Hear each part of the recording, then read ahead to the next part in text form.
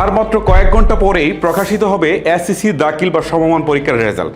So আপনি কিভাবে আপনার হাতে থাকা স্মার্টফোন দিয়ে খুব সহজেই সেই রেজাল্ট বের করতে পারেন, চলেন আজকের ভিডিওতে সেই প্রসেসটাই দেখাই। শুরুতে আপনারা যে কাজটা করবেন, আপনাদের স্মার্টফোন থেকে ক্রোম ব্রাউজারে চলে যাবেন।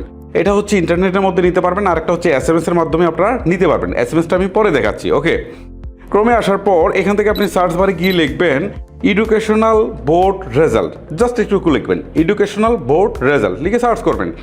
প্রথমে যে সাইটটুকু আসবে দেখেন educationalboardresult.gov.vd, জাস্ট এইটাতে আপনি প্রবেশ করবেন।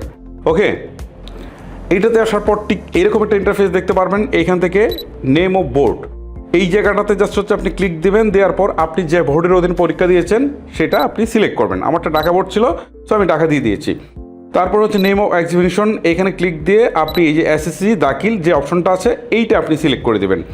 ঠিক আছে, তারপরে হচ্ছে ইয়ার অফ এক্সিবিশন, এইখানে ক্লিক দেওয়ার পর দেখেন 2026 আছে। আপনি কি করবেন, 26 সিলেক্ট করবেন। সো 26-এর রেজাল্ট যেহেতু এখনও দেয়নি, আমি 25 দিয়ে দেখাবো, সো আমি 25টা সিলেক্ট করে দিচ্ছি। ঠিক আছে, আপনারা মাস্ট বি 26 দিবেন। তারপরে হচ্ছে এখান থেকে টাইপ অফ রেজাল্ট, এখানে ক্লিক দিবেন। দেওয়ার পর ইন্ডিভিজুয়াল এইটাই আপনি সিলেক্ট করে দিবেন। ঠিক আছে, ওকে, এখানে আপনি ইন্ডিভিজুয়ালটা সিলেক্ট করে দিলে শুধু আপনারটা দেখতে পারবেন। ওকে, তারপর এখান থেকে আপনার রোল নাম্বার দিতে বলছে। ঠিক আছে, আপনি আপনার রোল নাম্বারটা দিয়ে দিবেন। ওকে, আমি যার রেজাল্টটা বের করবো তার রোল নাম্বারটা দিয়ে দিচ্ছি। আচ্ছা, রোল নাম্বার দিয়ে দিয়েছি।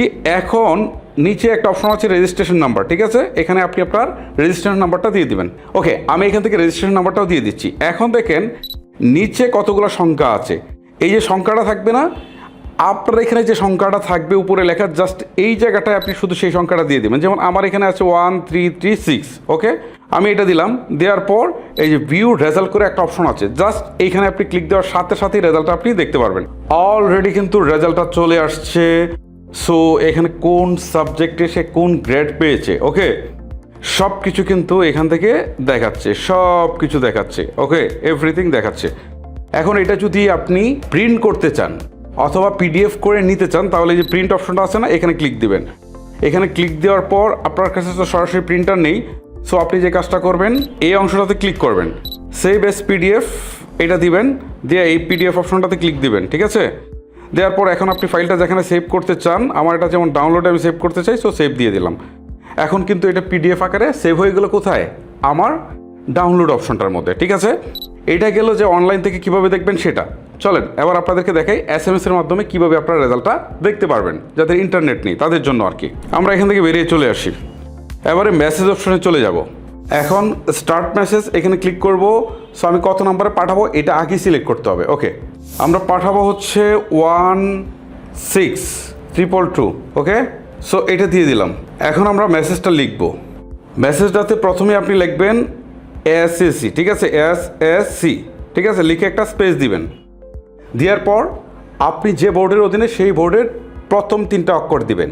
ঠিক আছে, আমি একটা লিস্ট দেখাচ্ছি, দেখেন এখানে কী কী দিতে হবে, কোন বোর্ডের জন্য প্রথম কী 3টা অক্ষর দিতে হবে। আমার এটা ঢাকা বোর্ডের DHA দিলাম। ঠিক আছে, দিয়ে একটা স্পেস দিলাম। এখন দিতে হবে রোল নাম্বার। ওকে, আমি রোল নাম্বারটা দিচ্ছি। রোল নাম্বারটা দেওয়া শেষ। তারপরে আপনি একটা স্পেস দিবেন। দেওয়ার পর আপনি কত সনের রেজাল্ট চাচ্ছেন, 2026, সো এখানে 2026 দিয়ে দিবেন। সো আমি যেহেতু 25-এর রেজাল্টটা বের করছি, সো 25 দিচ্ছি। দেওয়ার পর আমার কাজ কিন্তু শেষ। দেখেন প্রথমে হচ্ছে আমি এসএসসি দিয়েছি, একটা স্পেস দিয়েছি। তারপর হচ্ছে আমি যার রেজাল্টটা বের করছি তার যে বোর্ডের অধীনে ছিল সেই বোর্ডের প্রথম 3 অক্ষর দিয়েছি, তারপর রোল নাম্বার দিয়েছি একটা স্পেস দিয়ে, তারপর একটা স্পেস দিয়ে কত সালে পরীক্ষা দিয়েছি অর্থাৎ 2026-26টা দিয়ে আমি এসএমএসটা সেন্ড করে দিই। ওকে, সেন্ড করে দিলাম। এখন এই এসএমএসটা সেন্ড হওয়ার জন্য কিন্তু মিনিট থাকলে হবে না ভাই, টাকা থাকতে হবে, এটা মাথায় রাখবেন। সো ফিরতি এসএমএসটা যখন পাবেন সেই এসএমএসে আপনার রেজাল্টটা কিন্তু তারা শো করবে। এই হচ্ছে মূলত বিষয়। সো গাইস, ভিডিওটা লেন্দি করছি না, এখানে শেষ করছি। আজকের মতো আমি হিমেল বিদায় নিচ্ছি। দেখা হচ্ছে নতুন কোনো ভিডিওতে। আল্লাহ হাফেজ।